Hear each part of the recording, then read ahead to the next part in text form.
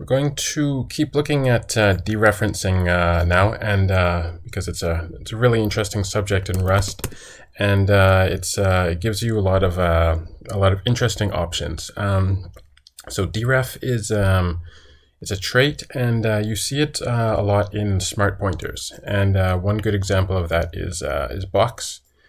And we looked at boxes before. You can see if you go to the trait implementations, it has deref for whatever type you put inside of a box. And the thing about deref is it gives you the powers of the thing you implement it for.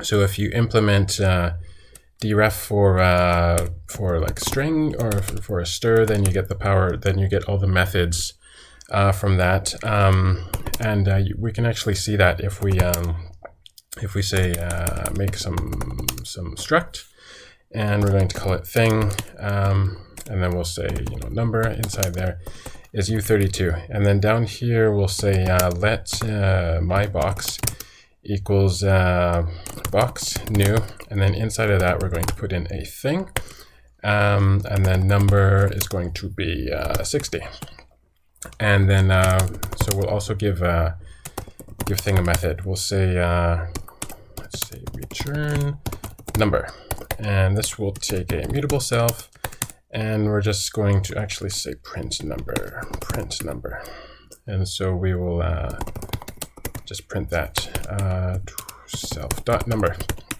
So this is thing is now able to print number, and then we have this this my box here, and so if we say my box dot print number, then it'll actually just be able to do it without without dereferencing or anything. And you can see it goes straight to the method inside of thing, and we saw that before where you use the dot operator, then it'll dereference as many times as necessary to get to the thing you're asking it to do. And so so if you have a box here, and box implements deref, so if you have a box around this thing, then box is implementing deref for thing, and that means it gets all of its methods.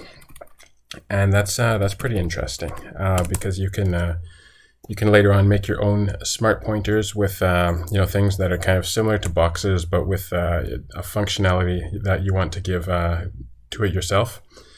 And by the way, when you call when you dereference something, this star is actually just saying whatever the name of the thing is .deref, and you can see that in if you look at deref here, where was it? You have the required methods, so you can see deref is just a method, but this star is just a like a shortcut for that, and so it's actually calling .deref every time it needs to do a dereference.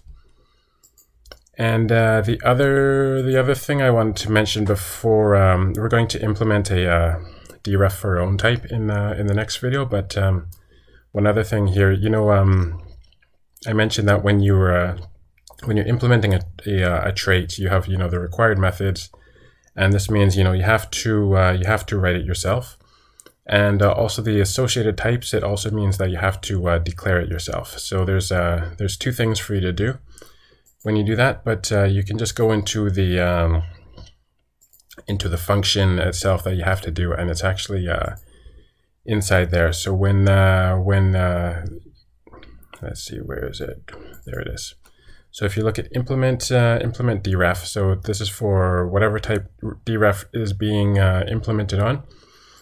This is how you declare an associated type. So what they're saying is that there's a type that goes along with it, which makes sense because if you have like a box, there's something inside the box, and we want to be able to dereference and work on the thing inside of the box. And so so what this means is type target equals t, and when you implement it yourself, you're going to write type target equals whatever the actual concrete type is. So if it's if you have like implementing Deref for a type that you want to have, give a U32, then you would just write type target equals U32, and then it'll give you the power that's inside of there. So we are going to let's see. So that's basically how it works. It just remember, it gives you the powers of the thing you implement it for,